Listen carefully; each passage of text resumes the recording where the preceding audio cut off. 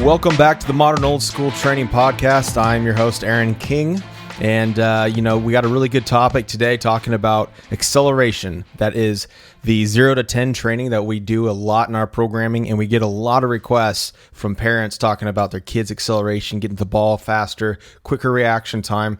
And athletes in general just want to be faster off the line of scrimmage, off the dribble, and just off the base. Just whatever your sport is, first step acceleration is very, very crucial.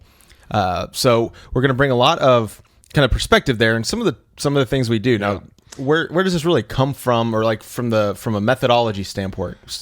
Well, I'll tell you what, Aaron, this all began standing on the track one day during off-season training with the Mavericks, and I had one of my veteran forwards out there, and a great worker, a great guy, and I just randomly asked him, I said, how do you know when to retire? And to my surprise, without a blink or a hesitation, he goes, when I lose my first step. And ever since that day, our speed training philosophy was changed. And this is back in the mid-'80s. And so what I started doing is developing, well, I want this guy to be in the league a long time, so let me help him with his first step. One thing led to the next, and so it became first step training. And then it became 0 to 10 training, because with our football players, we would time we had timers set up at the Cowboys at 0, 10, 20, and 30. And what we wanted to do is find all that acceleration out, and we just looked at the 0 to 10. So that just started to grow. 0 to 10 is about a good first step.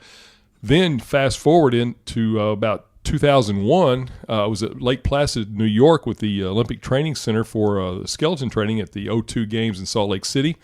And I'm looking out over a conference room of athletes from all over the country. There's like 42 athletes, and I can only guess there's 42 athletes from different parts of the country with 35 different coaches saying 35 different things. And I couldn't try to diffuse or contradict or change what they thought, so I tried to systematize what they were hearing from me that would go anywhere. And so with all that background from the Cowboys and the Mavericks and the training, it came to me to say, if steps 1 and 2 are good, then steps 3, 4, 5, 6, 7, 8, and 9 would be fine. And I use that kind of alliteration or whatever to make the point that steps 1 and 2 made the fast stuff, 3, 4, 5, 6, 7, 8, 9, fast. So that was the evolution of 0 to 10 training in King Sports. Okay, so when it comes to steps 1 and 2, and then you say 3, 4, 5, 6, 7, and 9, those will kind of take care of themselves from there. Well, I look back at kind of my career doing 40-yard dash timing, and even when I was up in Lake Placid doing the bobsledding myself, I had a really good time off the line pushing the sled. I think we timed at the 10 and the 30. My 10 yards or 10 meters was up there with some of the top guys, some of the Olympic guys, but my 10 to 30 was not. I downhill top end speed. That recovery, I was much more explosive than I was just pure speed. So when you're talking about getting off the line, obviously that's the reaction. That's a lot of the defense. That's how you beat someone, get that first step. What do you do in that transition? From getting from steps 1 and 2 to 3, 4, 5, 6, 7, 8, 9. Well, once we get out of the start, it becomes good speed mechanics. And as you know, we say mechanics produce efficiency, and efficiency produces speed, and speed exposes flaws. So what we'll do is take 10 on out and start working on just good, outstanding speed mechanics. And that's the technical side of things. But back to that 0 to 10, I have always thought that was the answer to everything. And I want to go to an article I read several years back, and even though it's dated a little bit, it is not outdated.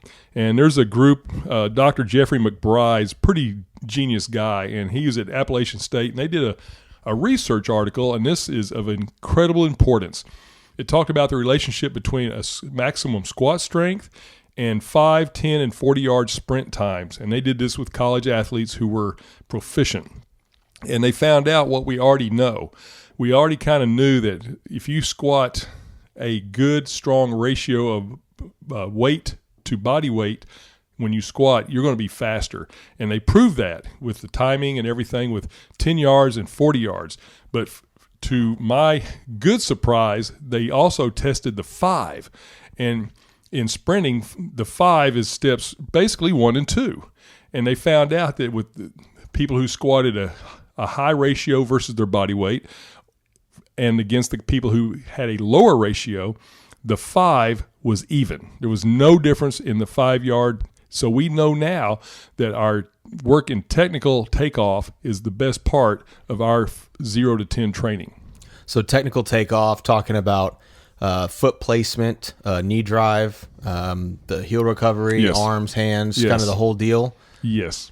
Okay. There's so many details because it doesn't take but one of those things you just mentioned to be out of place and you're dead.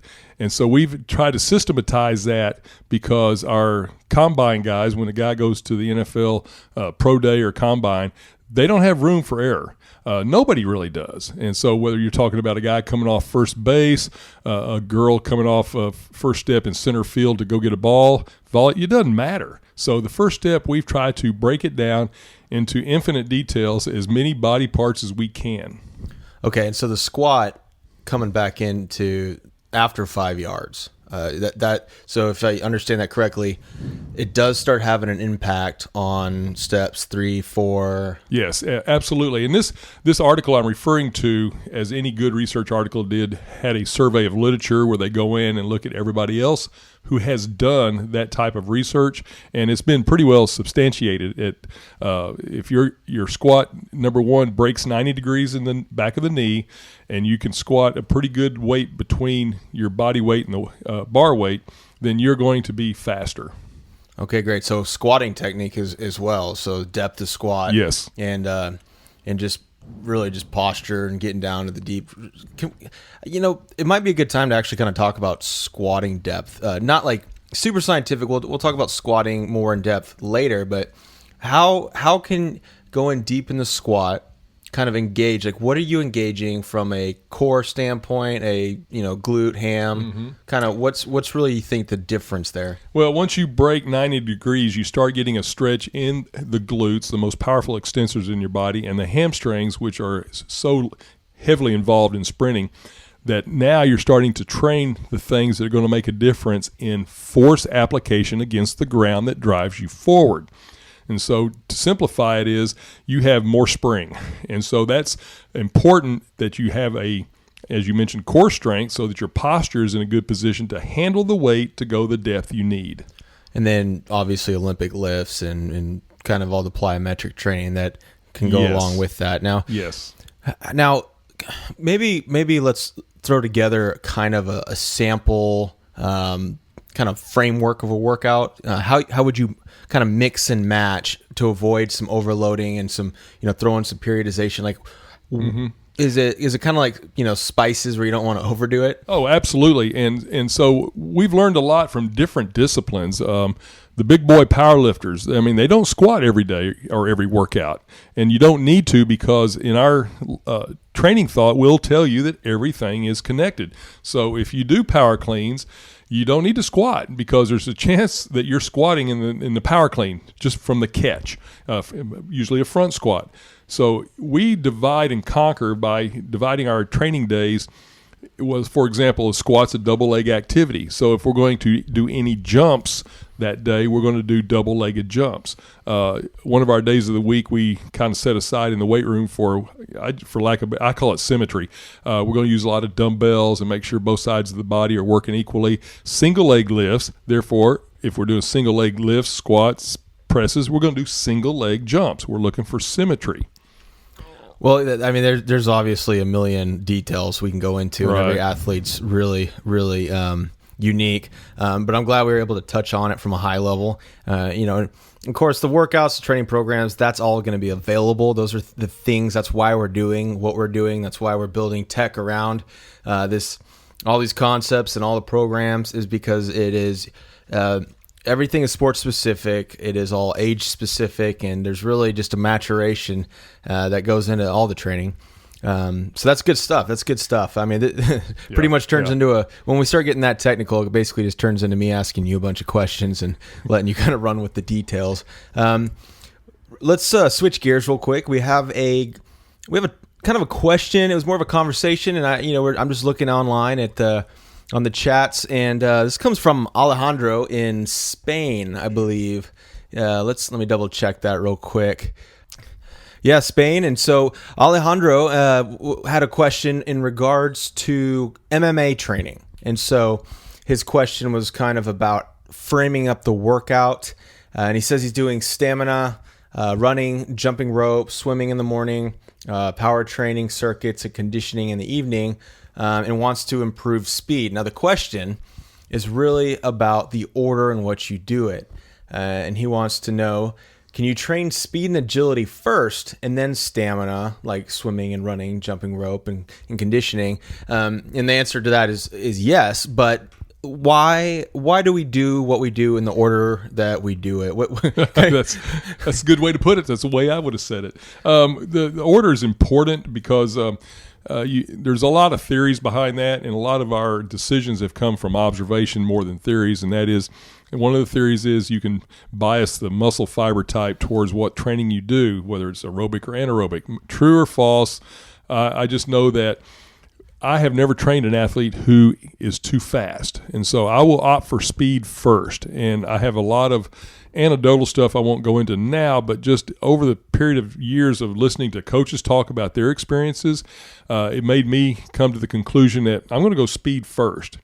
And so the question that has come out over the years is, do you need to be fit or fast? Well, it's my opinion that you can get fit. We have health clubs full of people on machines getting fit, but they're not all fast. And athletes need to be fast.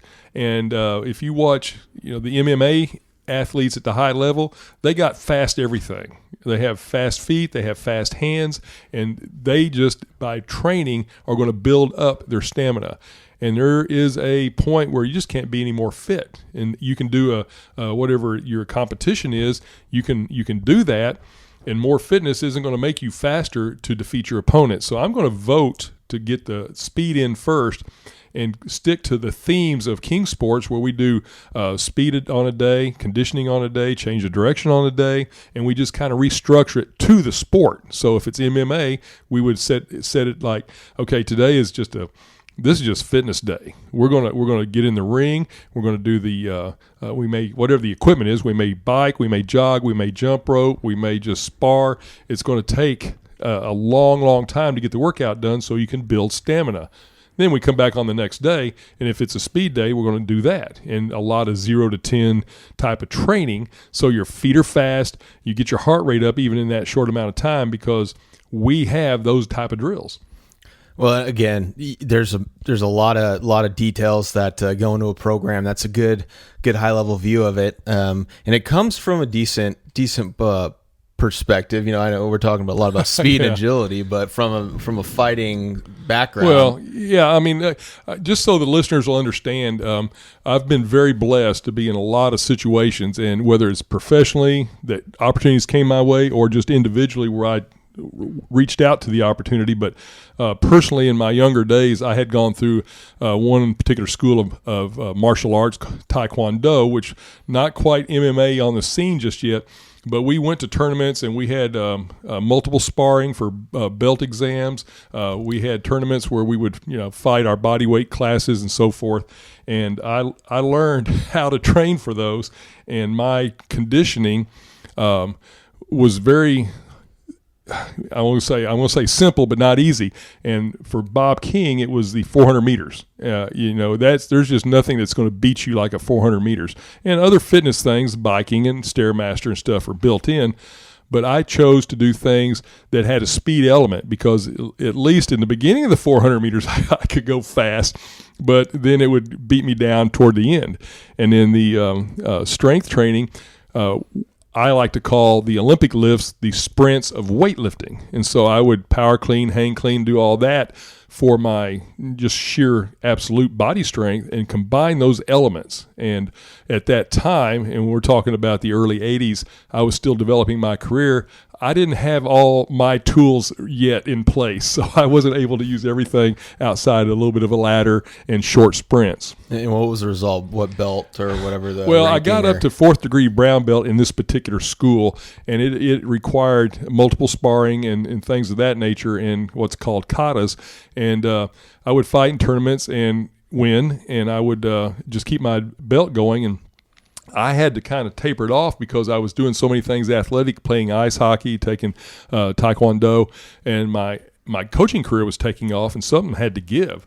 So as I saw black belt looming down the line, it's like, man, it's not the belt exam. It was the training that was really a beating. So I just had to make a decision to live with a 4th degree brown belt and go on to coaching.